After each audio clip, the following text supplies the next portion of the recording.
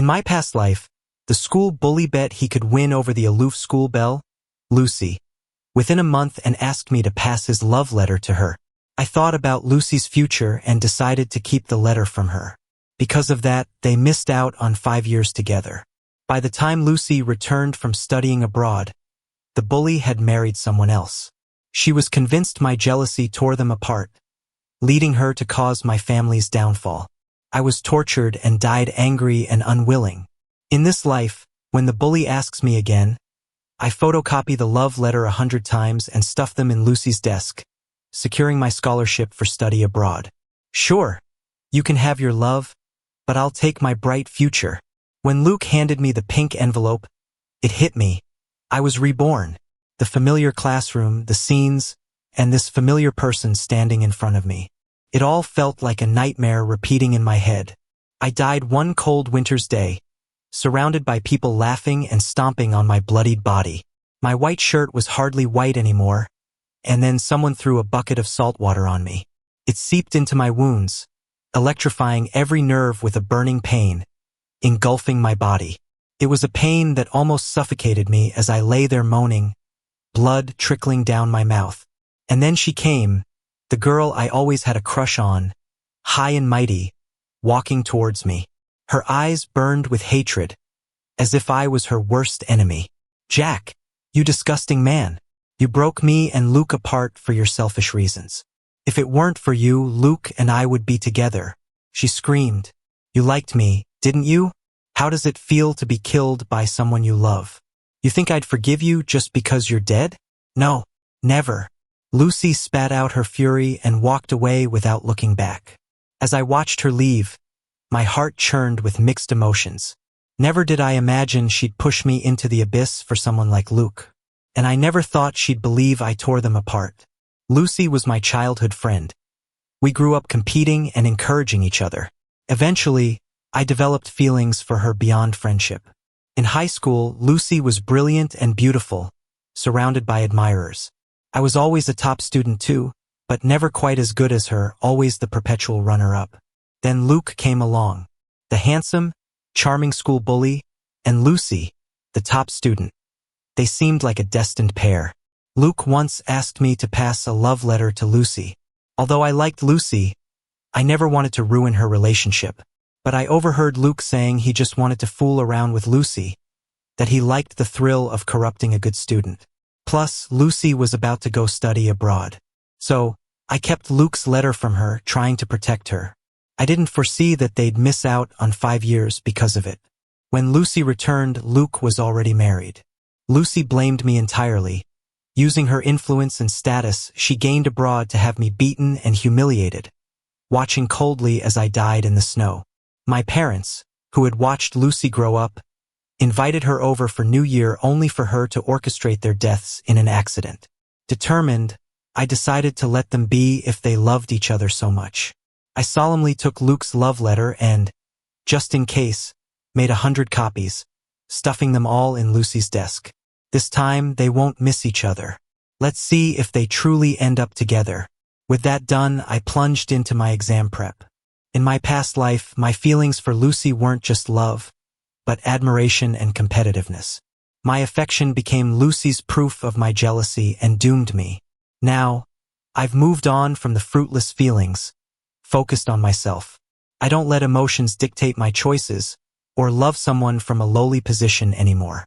I've learned that only by becoming strong can I choose my own path in life. Soon after, I heard about Lucy and Luke's romantic confession on the rooftop. They were finally together.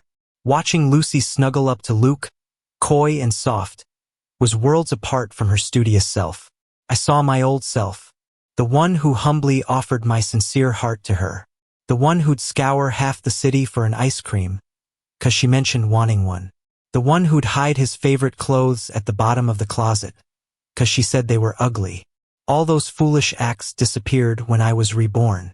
I glanced at them and returned to my study. In the following days, I heard countless similar stories. Lucy cutting classes for Luke, preparing birthday surprises, fighting over him with other girls, and even getting a tattoo and clubbing with him. Her previously cold demeanor was overtaken by uncontrollable joy and excitement. Caught up in her rebellious youth, she forgot her once strong ambition for success. Even with her talent, she couldn't escape faltering academics. Her grades fell from the top of the class to below the top 50. Luke knew I liked Lucy and would taunt me, asking her, "Didn't you ever have feelings for your childhood friend?" Lucy scoffed, smirking, "Jack? So boring and rigid. Who'd like him?" Luke laughed at her words, grabbing her and kissing her right in front of everyone. Our classmates gasped, turning bright red, and quickly left. I ignored the two clowns and kept my head down, working on my practice problems. Before long, my hard work paid off. In a mock exam, I broke through my old ranking ceiling and came in first. Then the unexpected happened. My teacher told me the school wanted to give me a chance to study abroad. I just needed to keep working hard and not let them down. This opportunity once belonged to Lucy, but with a twist of fate, it fell into the hands of someone who worked hard. Me. With this chance to study abroad, I didn't have to take the college entrance exam. But that didn't make me relax. Instead, I worked even harder. I soaked up knowledge like a sponge and constantly expanded my horizons. Meanwhile, Lucy started to fade out of my life. Until one day, when I was delivering some materials to the teacher, I heard her name again. There was a heated argument coming from the office, along with sighs of frustration. "Lucy, what's going on with you? Because of dating, your grades have plummeted. At this rate, forget about the best university. Not even a regular college may accept you." Lucy's parents sighed from the side. "Yes, Lucy, you're still young. You should focus on your studies." The teacher advised earnestly, "You're at a crossroads in life now, Lucy. Make a wrong step and everything might go downhill. We've been there and we're not trying to harm you. If you want to date, do it after you start college." Lucy lifted her head defiantly. "You always say it's for my own good. But you just want to control me. You want me to fit your expectations to feed your vanity. It's Luke who showed me what really matters. Now, I'm happy, and I want to pursue my own life. Is that so wrong? It's clear you don't get it." Lucy's parents were dumbfounded, looking at her in pain. "Lucy, how can you say this about us? We've poured so much into you, not for any credit, just so your path in life would be easier." Lucy scoffed. "Don't pretend you're doing this for me. I know you worry about losing face. Luke isn't the bad student you make him out to be. He has dreams and he's good to me. I'm willing to give him everything." With that, Lucy stormed off, though she paused when she saw me. She quickly looked away, brushing past me. I stood at the door, having witnessed the entire drama, feeling a mix of emotions. So, this is what Lucy's been thinking all these years. I couldn't help but feel for Lucy's parents. They devoted their love and resources to her, and yet, their genuine care was labeled control by Lucy. I sighed and walked into the office to hand the materials to the teacher. "I'm here to deliver these." The teacher took them wearily. "Thanks, just leave them there." I set them down and turned to leave. "Wait, Jack," the teacher called. I stopped, puzzled. After a moment's hesitation, he said, "What you saw just now, pretend you didn't, okay?" I nodded. "I understand." Leaving the office, I took a deep breath. Lucy's path and mine had fully diverged. She walks her wide, sunny road. I cross my narrow bridge. We'd end up as strangers. I buried myself in studies, ignoring everything outside. Finally, the day to study abroad came. My family and friends sent me off warmly. Even Lucy's parents came. Though their smiles were a bit forced, they said, "Jack, congratulations.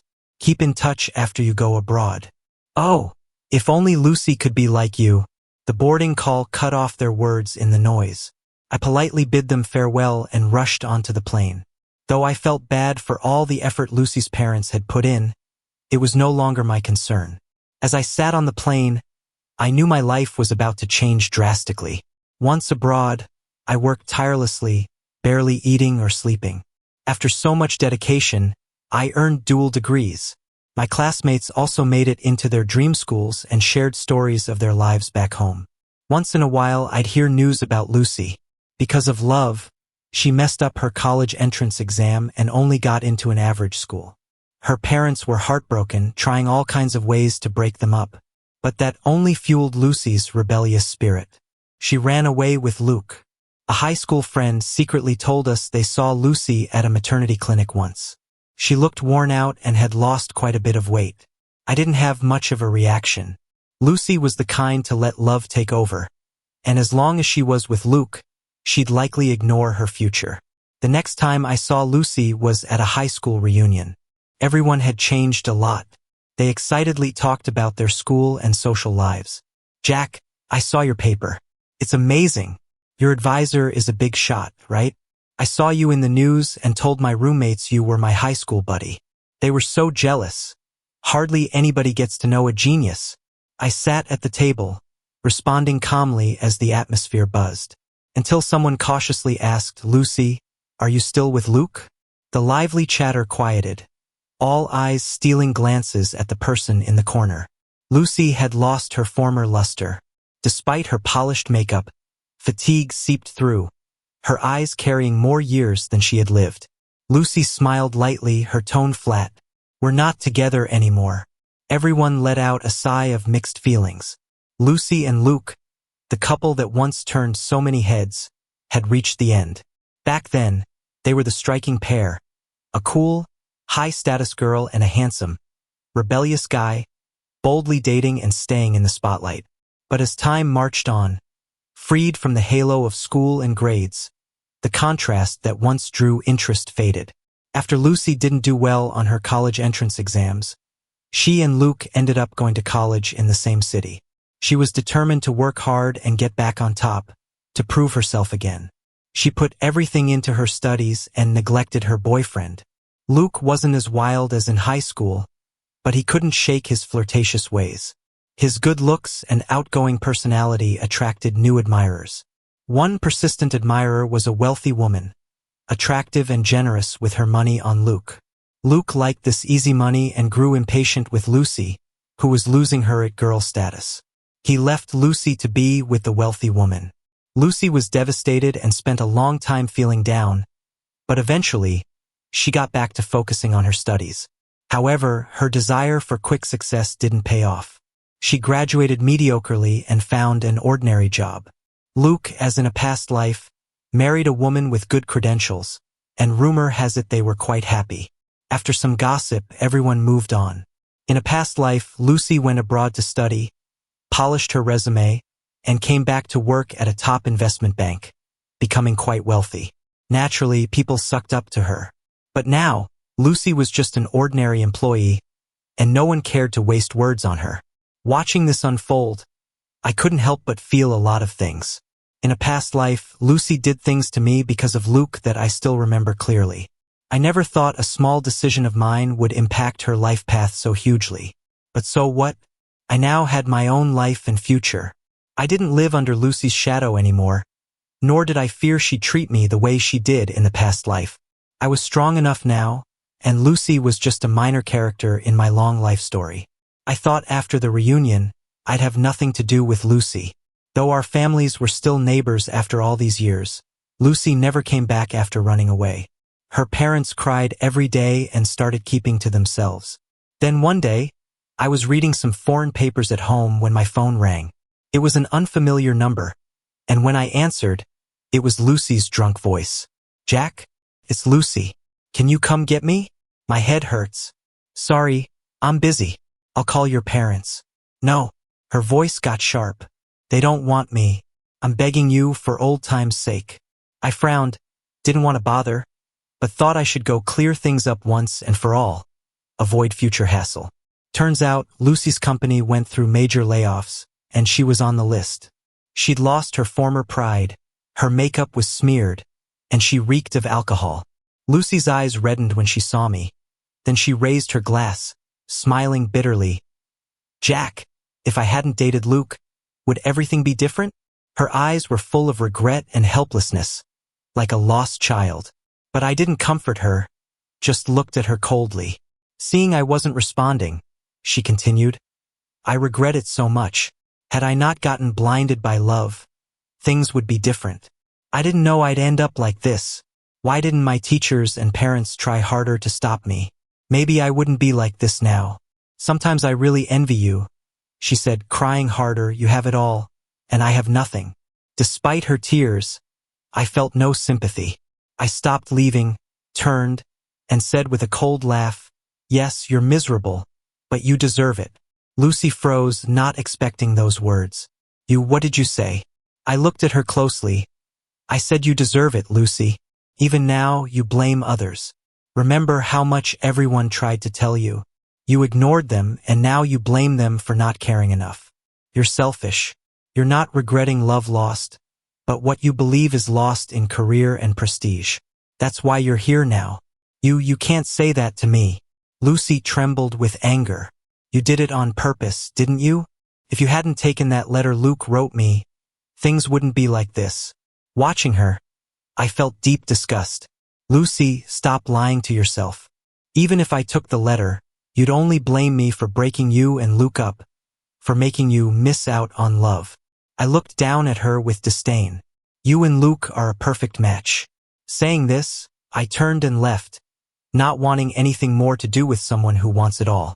As the year drew to a close, I recalled how in the past life, around this time, I was enduring unbearable pain.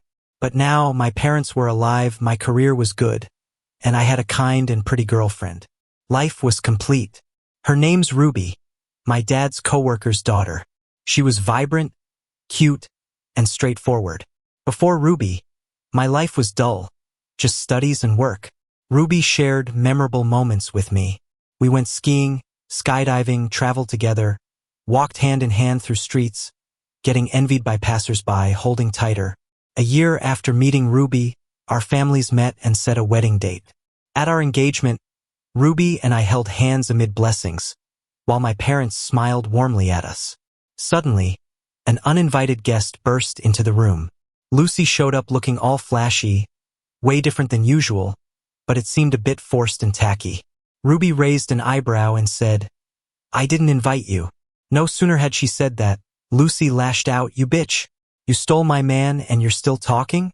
My parents looked awkward, and Ruby's parents seemed shocked. Ruby stood up, calmly saying, please stop causing trouble here. Jack and I have been together for over a year. We're happy, so stop trying to mess things up. You called me what? Lucy got even angrier. You really dared to call me old?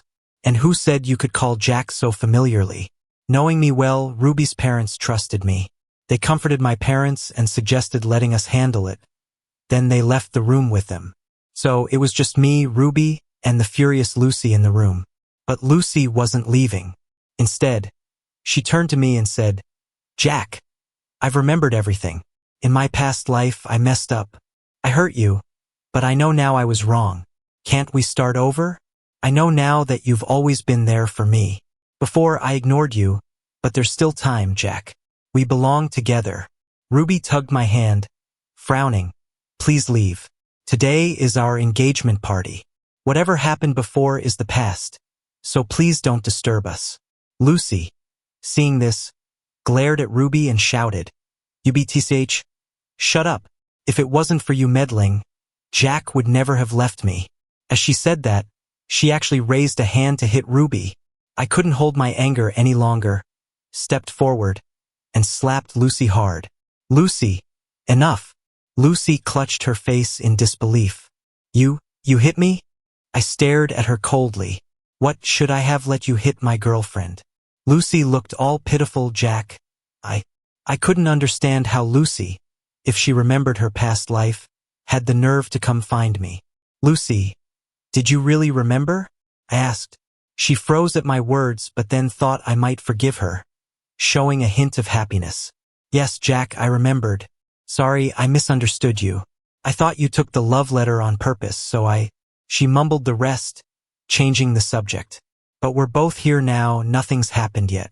This time, I won't ignore your feelings, Jack. Can't we start again? Her shameless attitude drove me up the wall, and I couldn't help but shout, Lucy, stop making things up. What you did to me and my parents, you think you can just brush it off like that? You only care about yourself, ignoring my life and my parents. You're heartless. In our past life, yeah, it was wrong of me to hide Luke's love letter. But what did my parents have to do with it? They treated you like a daughter, held you, and celebrated your birthdays. And what did you do? You got them killed because of Luke. As I spoke, I got more emotional and threw a teacup at Lucy. It hit her on the forehead, drawing blood. She was terrified by my anger and froze on the spot. Ruby rushed to calm me down. Jack, don't hurt yourself over someone like her. It's not worth it. Holding Ruby's hand tight, I looked at Lucy coldly and said, "You're like this now because of your own actions. Don't bother us again, or I'll hit you every time I see you." Lucy went pale, about to argue, but I didn't want to hear more. I called security to throw her out.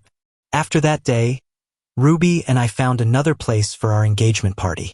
Both our parents understood and didn't mention what happened. Engaged, my life felt sweeter than ever. We'd binge watch shows together, and I'd tease her, asking, "Don't you have anything to ask?" Ruby would play dumb. "What do you mean?" I chuckled.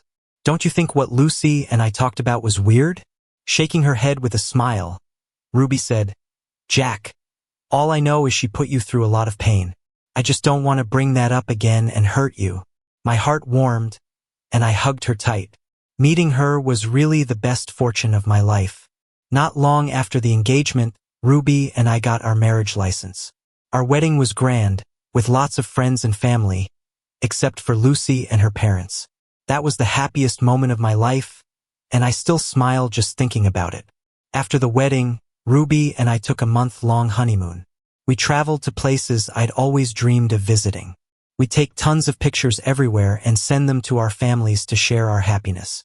A month flew by, and we returned with loads of souvenirs. But my parents welcomed me with smiles and a hint of worry. They told me Lucy had been jailed for attempted murder. After causing a scene last time, she went crazy and never worked again, locking herself up. She lived in her own fantasy, unable to tell reality from dreams. Thinking she was her past self, she bossed everyone around, even strangers. Even neighbors 3 streets down knew they had a crazy daughter. Lucy's parents had never seen anything like this. They were so worried they almost cried. No matter how much they begged, Lucy just wouldn't listen. Instead, she started saying weird stuff.